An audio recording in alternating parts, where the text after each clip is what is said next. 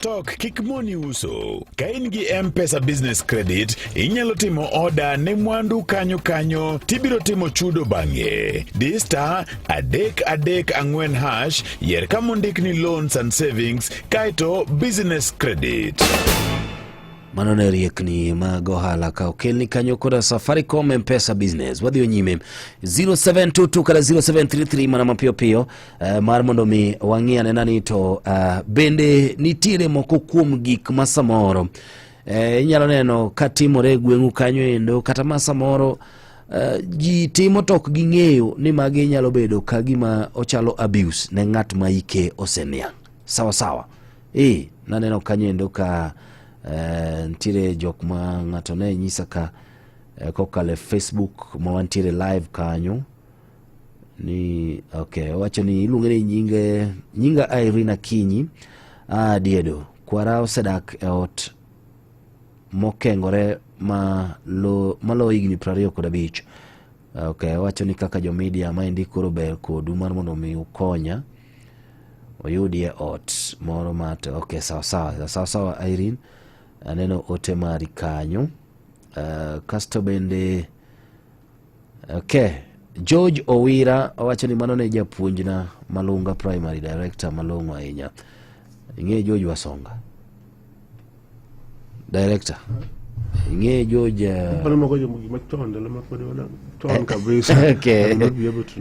kamano. Sawa. Adwaro ni mondo mi wakau simu kaendi mar mondo mi wawinja nena ni to chalo nade. Mara Mogi. Hello Ramogi. Pole sana. Moko simu ya Ramogi. Expect na make na. Ngamago ni simu tukuru kikigine sana. Nyalo gine. Mara Mogi. Oreja tunko fire. Oreja. Polycarp mano mo town ka. Yes, Polycarp. Ka fire na dir makera ni tinde kata ku keto mondo ukita rane smart day. Lakini tinde tuwaonge this elderly people. Elderly people tinde onge.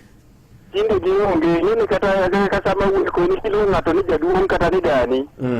Kudu penji ni anda wiki madau no ole kata ko wiki bich no wiki madau ni.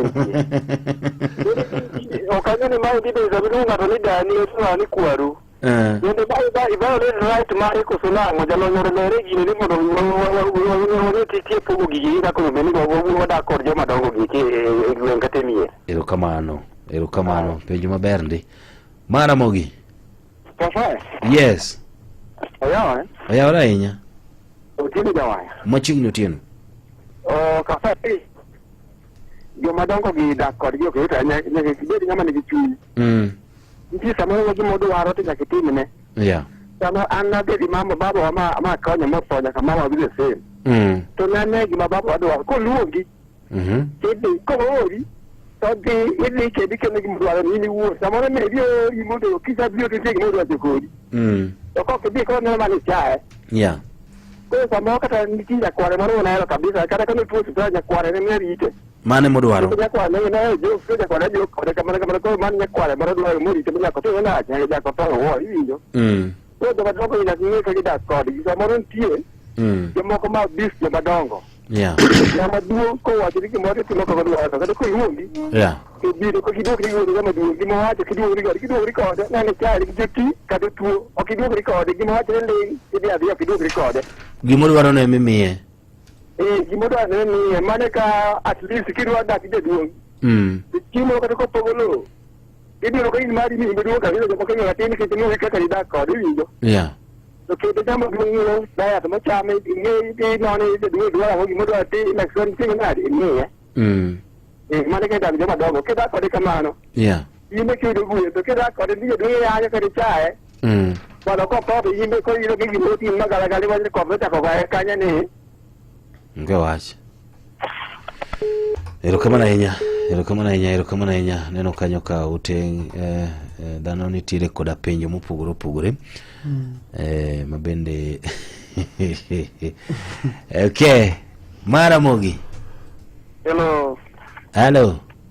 Solomon. Antie. Chionade. Achio maber. Bana basi wendo ka msuri ngode island. Yes. Men. Machiegni Evans. puoth gi pak ne jalony.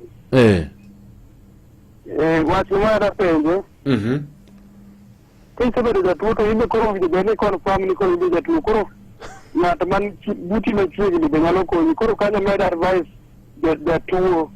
Kwa uwe wi jatuo uwe wi jodongo kod deye. Yes, jaduong' kata ng'ama osebedo mong'ol. Ero kamano bana bas wendo. Okay, ero kamano ahinya. Ngini thoth ji winji mono mapenjo ni. Okay, ntiere ng'ato kae mopenjo ma important ahinya. Ni dak kod jok ma ikigi oseniang' bedo matek.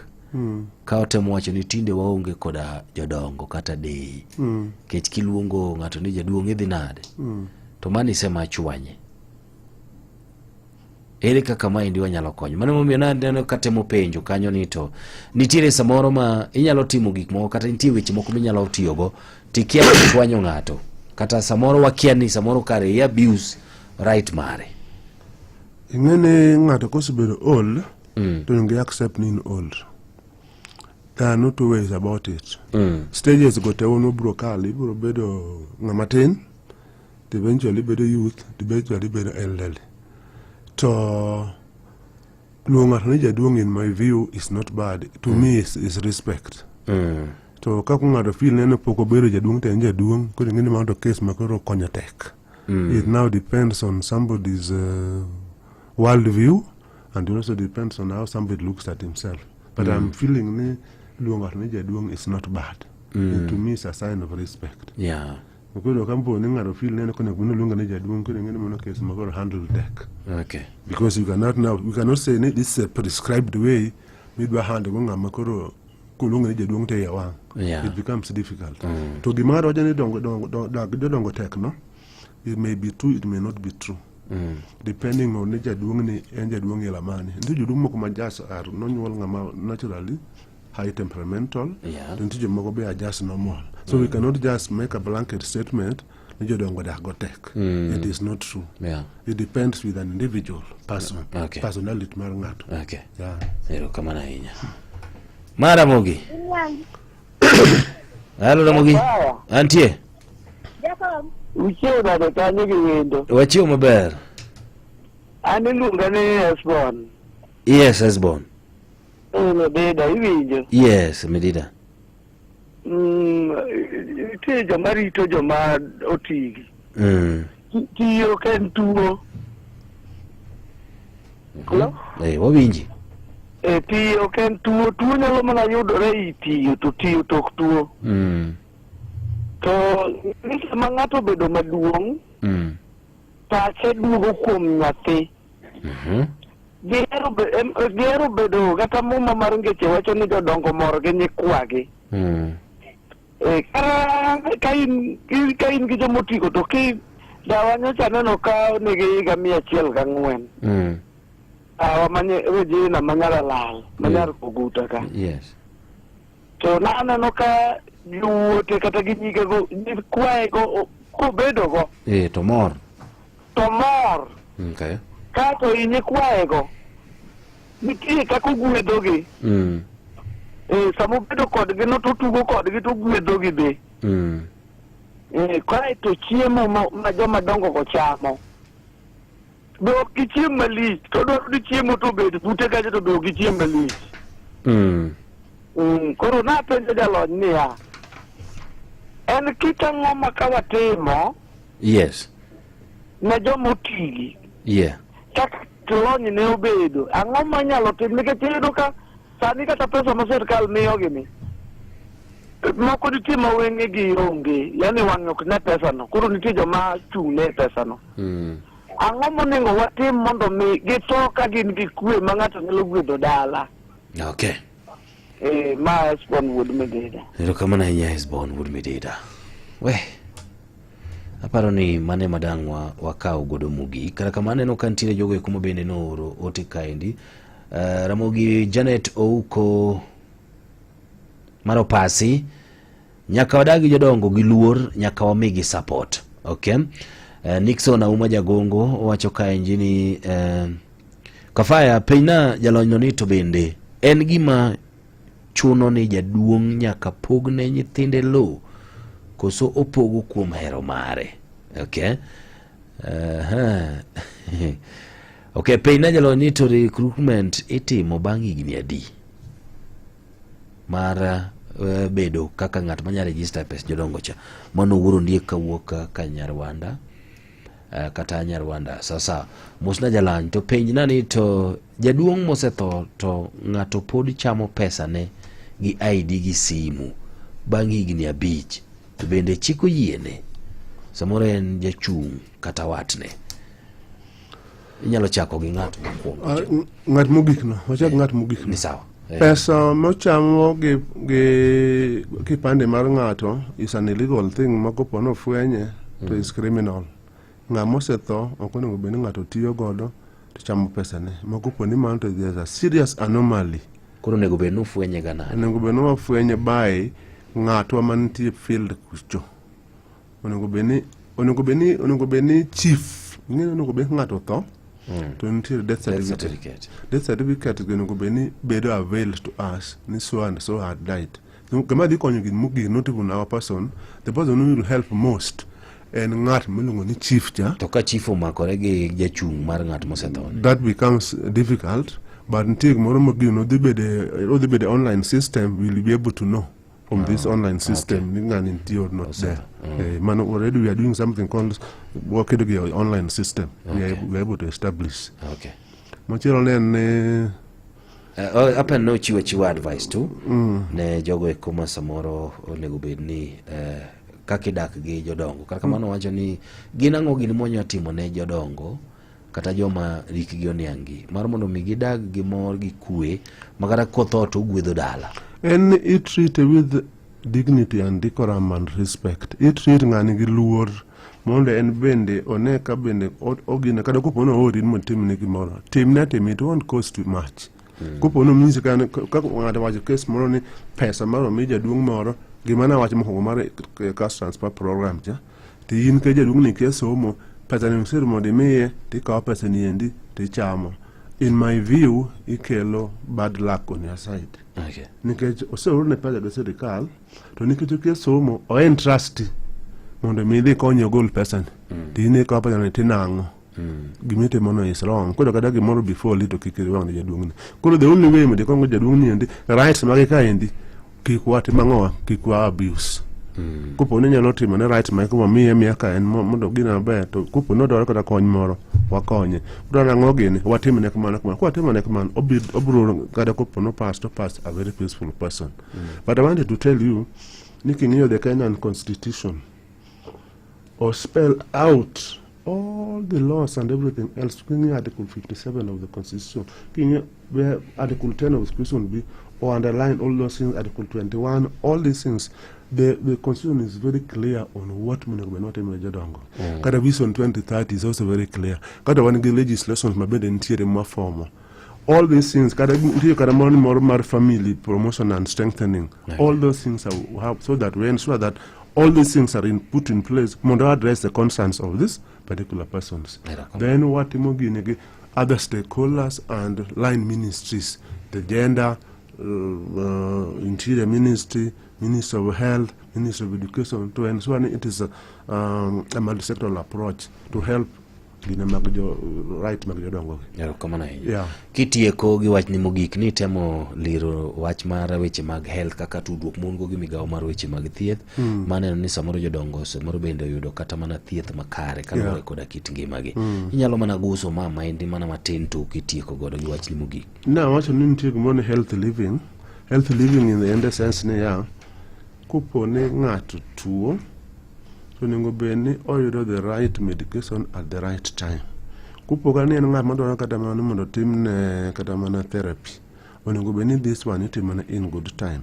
Kupo ni ng'ano dhi hospital, onego beni bedo treated with respect and decorum, moko beni bedo center we ni mag old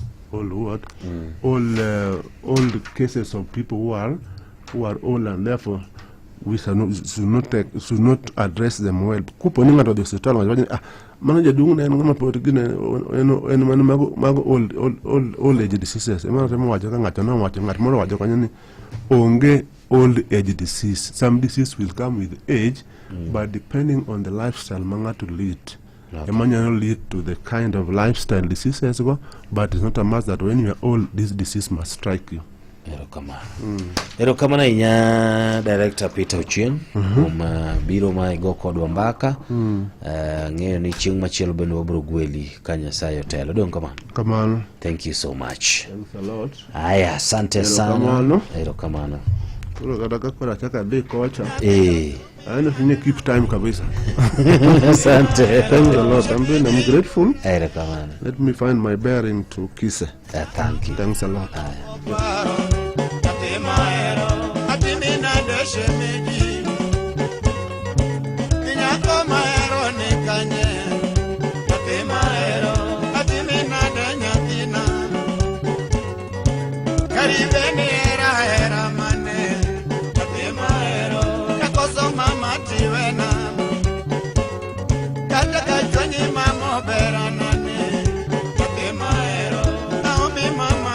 Romo kaendi Sadek Marokinyi Radio Ramogi Karchunjaluo. Radio Ramogi. Radio Ramogi, Radio Ramogi Karchunjaluo. Ramogi. Radio Karchunjaluo. Matuche Korgwenge gi Collins Okaka.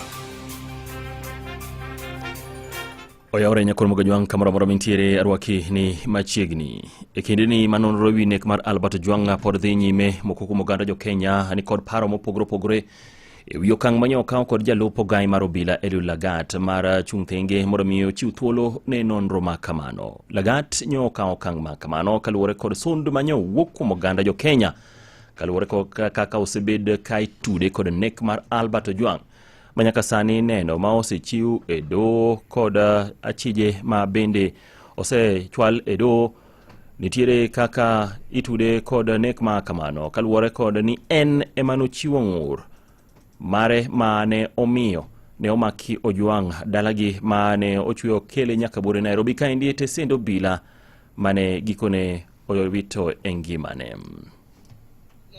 Kila mtu ambaye alihusika na hiyo mwalimu asema astagiwe kulingana na sheria ya Kenya. Hakuna mtu ambaye yuko mkubwa kwa sheria ya Kenya. Sheria ni moja, inashika kila mtu. Ashike mtu kidogo na mtu mkubwa. Ni mzuri kwa rais tena asafishe nyumba. Hakuna haja kusema ati watu wamepewa resources na kila kitu alafu wanapata maafa kwa watoto wadogo. Wacha hao wenye wako na madoadoa waende kando kabisa, wengine wapi wakuje. Huyo jamaa angetoka kabisa, hata kienda kabisa, tutaki watu kama wao kwa government. Mimi nikiona hiyo they want to divert the attention ndio yani ionekane ati sasa have done some changes. Magitimore kine ma bende apisa marobila James Obuhwana masani bende ogengine tesendo bila ewi nek mar Albert Ojwang odichimo nyoro nyogolo malingling ewi gigo manotimore otieno mar tarik 7 dweni mane onege Albert tesendo bila ma Central Bore Nairobi kaendi. Report no mar kongruok manyo chiwo ne apisas mag IPOA. Muhwana ne ofulo nying OCS ma Nairobi Central Samson Talam kane owacho ni enema ne omiye report mane owuok kuom jalupo gai mar obila Eliud Lagat e wirwako Albert etesend obila no. Muhwana nyo wacho ni ne omiye chik mondo mi ne oneni Ojwang omi chwat ka osechwale etesend obila no, chwat mabende ne ochwe okao ngimane oko. Magitimore kinde mabende koro Samson Talam ibro chwale e odiechieng' makiny e nyimdo bang' kanyo lorne kuom ndalo 2 ma ibro ng'e ka ibro we thuolo kod rambun kata ibro med dine kuom ndalo 21 e tesendo bila ka nonro dhi nyime. Imedo winjo weche matuch e kor gwenge gi Collins Okaka. Waringo donjo e kaunti ma Kisumu koydo ne jodongo mawuok e dhot ma Korando kod Kogony. E kaunti no ma Kisumu koro dok ne ogai mar ODM Raila Amolo Odinga e wi wach lowo mar molasses bang' kayande ne Odinga ochiwo ekas 5 ne gedo mag udi manengo gi ogonyore. Moko kuom jogwengo yande ne obwogo chungo gedo mag udigo e lobno kane gikoni ne ochiwe e tok chik. Odiechieng' manyoro kotele kod jagoro mar duol mar jodongo ma Kogony ne giluwo ni ok ging'eyo jogo manyocha ne loso ewi lobno ka gikoni en lo maging'eyo nonro mare malong'o. Wan ok wang'eyo group miluongo ni Kisumu Welfare Association. Miyo statement mane gimiyo jo media, jo gazet en mar pachgi giwegi mondo gigerrego kigin. Bang' twak matut gi Kogony Clan members, wadwani mondo wach kamani. Achiel, lo ma Kisumu Molasses Plant ochung'e kendo bedo wagere udi manengogi yot ka en mar jokogony gi jokorando. Lobni ne wachiwe ka ok ochunwa kendo sirikal nochulowa. Bang'e lobni sirikal nouso ni Kisumu Molasses Plant. Jomoko kuom jogo mane nigi lowo kanyo mane omiyo sirikal lopgi kendo ochulgi pod ngima kendo pod inyalo penjgi wach magiwuo. Ng'ato ok onego wach ni owuoyo e lo dhoudi ariyo ma Kogony gi korandogi.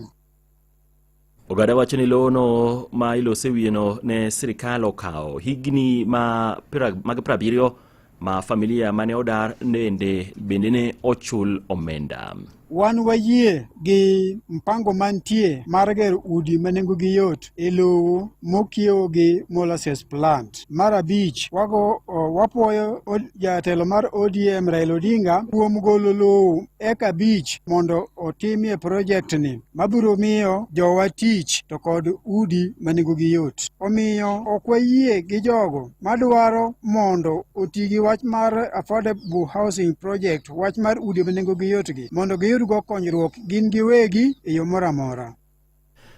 Patricia Obure kod Benedicto Odongo ma gin jogo ma bende ne ochul lopegi ne sirikal, jowacho ni ne ochulgi omenda e kinde mane chenro makmano ne dhi nyime. To joma dwaro ni mondo kik ger udigo onge sama gisebedo kod jodongo piny ma giwuoyo godo, gin pachgi giwegi. An awacho ni kanyo ne nitie Odondi Sao, nomiya kama nagere ot mana nochula pesa, mane nachamo pesa nero, pesa ne matinde wiyo godo kaka noromo. Ne wagero udi ariyo gi jaoda, en ogero mare, an bende agero mare, mano ochulwa pesa kirembe ka. An Benedicto Odongo, wach ma awinjo kawuono ni akiaye mar ni ok nochulwa. An nomiya pesa na modara dhi adago kama chielo. Man lopa chiwo. Koro kata joma ok nochulgo kilem tato mara chiwo ne Israela mondo watime dongruok e Kogony Sub-Location. An nomiya siling 9,000. An thuolo. Kata kudhi e rekod udhi yudo. Wiye makia to chiko to namako. Kindeno. Ok kindeni. Imedo winjo weche matut e kor gwenge gi Collins Okaka. Gikodete koro piny owacho mar kaunti ma Migori okawo okang' mar tieko ywaruok ma osebedo e kind weg matatu mating'o jowuoth kod jobodaboda e kar chungo nyamburko mar Rongo. Weg matatu osebedo kani kod ng'ur kaluwore kod kaka jobodaboda nyocha ne osechako donjo kanyo, gino mabeginde ni kone ne chako rocho chenro magi mapile mag ting'o jowuoth kuke kaunti ma Migori. Jo Juma ni owaler mathoth. Jako marwok majori matatu e kaunti ma Migori Henry Odhiambo Gombe ma oriko ne wuoyo bang' bedo kod bura mane okelo joriemb bodaboda kaachiel kod tend piny owacho ma kaunti ma Migori e sab-kaunti ma Rongo ne owacho ni koro gichopo winjruok ni joriemb bodaboda nyaka koro bede kuondegi ma bende koro ketnigi ma ginyalo chung'e kendo okonego gidonji e stand mar geche mano ma Rongo. Pikipiki ok wadwar neno ei bus park. Wadwar pikipiki ochung' oko, wadwaro gi to gin be gidwarowa. Gikelonwa jowuoth, wan be wakelongi jowuoth. To ng'ato ka ng'ato on gi destination place mare monego bed ni ochung'ie. Ochung' kare, wachung' karwa. Ka gibiro gi jawuoth to giloro oko to jawuoth donje bus park kende. Wan be ka wabiro gi jawuoth to walore ei bus park to wuok manyo japiko gi oko. Mane winjruokwa. Wach mar ni donji kawo jawuoth ei bus park mano apana. Kendo wawinjore county government ging'eyo gima bylaws wacho kuondego. Mano tijegi ok wadwar ni waparnegi tijegi. Gombo ne gombo margi en winjo bende nyaka sani koro gichopeni. Koro ketie tim kod 10 kaunti ma Migori. Kabende poni mae koro kotimre to gidhi kawo okang' machielo mano mar chik. Owach ni chik olero kama joriemb bodaboda nego chung'e kaachiel kod jomatatu bende nego chung'ie. Ne kawo gima wawacho no timore to wabiro golo gechewa stage kendo wabiro bedo oko mondo mi bus park wawe ne jo pikipiki. To nikech ayudo ka admin nyocha osebedo gi bura manosewuoye, omedo nyiso wan nyo gisewuoye to chako hakikisha nwa gi sani ne nyocha gisewuoye wachno kendo wan bende mae nosiko jakom majuri matatu e sab-kaunti marongo Peter Okoth bane wan dwaro margi en mondo chike mag winjorego tend kaunti ma Migori koro kete tim maneno ni kwe koro bet e kind joriemb bodaboda kaachiel kod jomatatu e bus park no Marongo. Omiyo nitie kuonde mwasegike mwayiere gi jo bodaboda ma wayiere kaka wabro operate kodgi. Gik mwayiere go emwadwa ni wawach kania ng'ato ka ng'ato odhi oriti, jo bodaboda odhi oriti, wambi wadhi wariti. Chik nitie, ok wayiere outside chik. Chik wacho ni bodaboda ok donje stage. Mani kanye mwawuoye mwawinjore. So wan wadwaro ni ng'ato ka ng'ato orit kore, ng'ama chielo be orit kore. Ward admin ma Iska Magambelisho Pio mane ochopero machal kod mano ne owacho ni ten kaunti ma Migori dhi neno ni koro winjruok mede koro chopie e kind joriemb bodaboda kaachiel kod jomatatu koro ketie tim. Gombo marwa maduong' en mondo mi wabed kod kwe, mondo mi stage marwa Marongo ka oti maber, mondo jogo duto te matiye stage oyud kaka nyalo go ohala kendo kaka nyalo konyore matungni moro amora ok obedi. Nitiere weche mang'eny ma wawacho, ma wa lay down kaka gigo mwadwaro ni mondo mi otimre kendo wamiyore timelines mopogore. Moko nitiere mwabro timo on behalf of the county government, nitiere bende ma wa expect ni jo transport otim kaachiel kod jogo mamoko ma bende wa equally involved. Koro gi nyaka sani bura urumo ka wantiere kod kwe. Ne Nyakalondo Maramogi kuke kaunti ma Migori, an Joe Juma. Imedo winjo weche matut e kor gwenge gi Collins Okaka. Odonje kaunti ma Siaya kama yudo ni duol mochung'ne gedo mag udi pacho kaendi mano National Construction Authority chako chenro mar tiego jokanyo mag kaunti no ma Siaya ewi chike manyien mabiro tayo sekta no. Kane oloso e kaunti ma Siaya apisa maduong' mar NCA Midusa Morris Akech wacho ni tiegruok ma kamano geto neno ni jokanyo magi obedo kod ng'eyo e chike manyien go ma bende koni biro kelo lokruok mathoth ni mar kuom higni buora gisebedo mana ka gitiyo kod chike mane okete tim 1968. We are here in Siaya County to sensitize the stakeholders on the National Building Code 2024. This is the second round of sensitization series of sensitization workshops we are carrying across the country. The last one we did was around March, where we did for 14 counties. In this one, which started last week, we are doing for 18 counties. Then the remaining counties, of about 16, will be done in the next phase. We are here to say that we want to enhance compliance by enhanced training and capacity building to create awareness to the public and all stakeholders.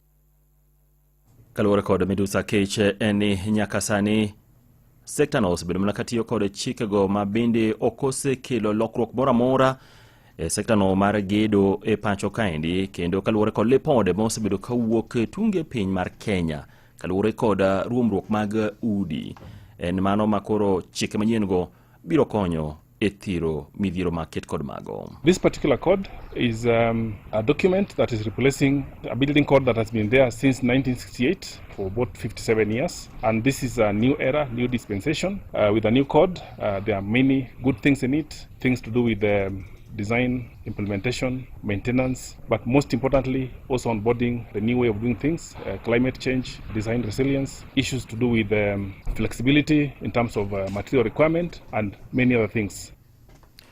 Florence Nyole en achiel kuom jokanyo mar board no mar directors e duolo mar National Construction Authority ma bende okoni gibiro dwaro neno ni jokanyo magi obedo kod lony ma kare kendo jogo mani kod lony mibiro yiene gi mondo mi gita chenro mag gedo e pacho ka.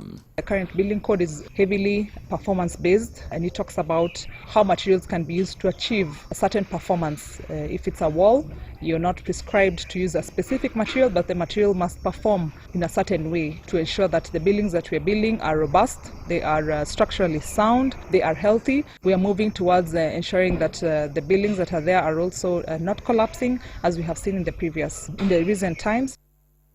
Imedo winjo weche matut e kor gwenge gi Collins Okaka. Watieko jomnyien matut ke kuok e kor gwenge kaunti ma Nakuru kumayudo ni ji adek nowito ngimagi masiche ariyo mag apaya e gwenge ma Kaptembwa mane kaunti no ma Nakuru. Ka ji ariyo manowito ngimagi ne tiere apaya ma wechego Karandit mano e gwenge ma Tinet Ward, kama bende lori ne otuomore kod nyamburko mar ng'ato ma bende ne owe ji ariyo kowito ngimagi, ka jodak e gwenge makuno ywak ewi chal mar apaya ma bende osekelo midhiero mathoth kaluwore kod masiche maket kod mago. Kwa majina naitwa Samson Ekales, mimi ni mkazi wa hapa, and there has been a public outcry about hii barabara kutoka Ngata Bridge kuenda mpaka Arvis. Now Arvis in fact is a very big institution. We have tried to talk to the MP, tukamwambia about hii barabara, yeye anajua condition ya hii barabara. I'm Dennis Kipiego and I'm a student here at Arvis. I think the government should check on street lights pia sana because hapa ni wanafunzi na wanapitia kwa hii barabara sana. Unaweza pata watu wanaporo masimu, wanaporo mavitu just because of insecurities. Mimi naitwa Wycliffe Omai, I'm a student hapa. Hii sehemu ya bridge tumetengwa sana, ukiangalia reason for the last 1 month kumekuwa na wizi, mauaji. Mimi naitwa Joe, mwanafunzi wa Arvis. Mimi Kenya naweza sema ni tutengenezewe barabara. Hiyo barabara ukipanda bike hata uko comfortable. Unarusha unachoka, hata kama unaenda kwa boyfriend unachoka. Ti usiku hapo huwezi pita saa moja ukiendea sapa. Iko chimonyeni. Hiyo ndo maana. Kaka. Ole ya. Dokna duone nyako no kendo.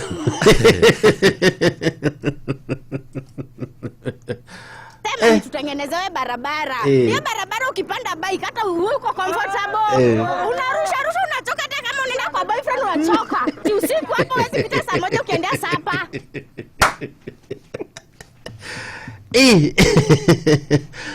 Wacha ni manyar kanya.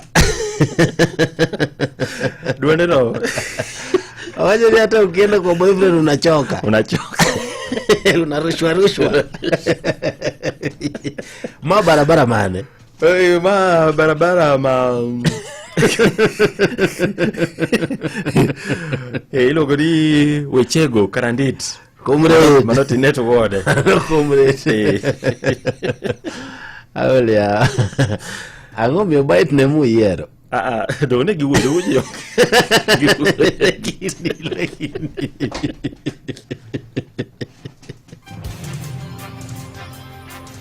Magone matuche kor gwenge gi Collins Okaka.